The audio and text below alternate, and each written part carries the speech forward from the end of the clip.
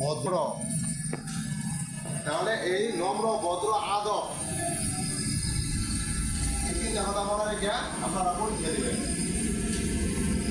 এদিক সেদিক তাকাবেন না, দুষ্টামি করবেন না, চিল্লাপাল্লা করবেন না। আর পরীক্ষা যে আপনারা দিতে আসবেন ঘাবড়াই যাবেন না। ঘাবড়ানি বুঝেন, ভয় পাবেন না। কি পাবেন না? ভয় পাবেন না। এই যে আপনারা যে কোরআন শরীফ পড়ছেন না, আমরা তো একই কোরআন শরীফ পড়ছি, নাকি আমাদের জন্য আলাদা কোনো কোরআন শরীফ ছিল? কোরআন শরীফ কি সারা পৃথিবীর কোরআন শরীফ এক না? নদীর উপর যে কোরআন শরীফ নাজিল হয়েছে, আবার কি আমাদের আগ পর্যন্ত কোরআন শরীফ একটাই থাকবে, নাকি কিছুদিন পর পরে কোরআন শরীফ পাল্টে?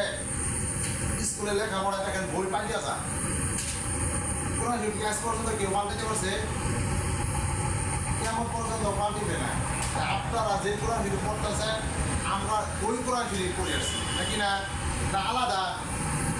আপনারা যেভাবে ক্লাসের হুজুরে পরীক্ষা নিলে যেভাবে প্রশ্ন করেন, আপনারা যেভাবে পড়েন উত্তর দেন, সেম এখানে একই বিষয়। আপনারা মনে করবেন যে আমি আপনাদের ক্লাসের টিচার, ক্লাস টিচার মানে ক্লাসের হুজুর। যে হুজুরের কাছে আপনার সবক পড়েন, সাতসবক পড়েন, আমুক্তা পড়েন, সতুনা পড়েন, হুজুর যে ক্লাসে পড়ায় ওই হুজুর মনে করবেন। ভয় পাবেন না। আমার কথাগুলো বুঝছেন? কে বুঝেন না বলেন? তাহলে কি ভয় পাবেন? কোনো ভয়ের কারণ নাই।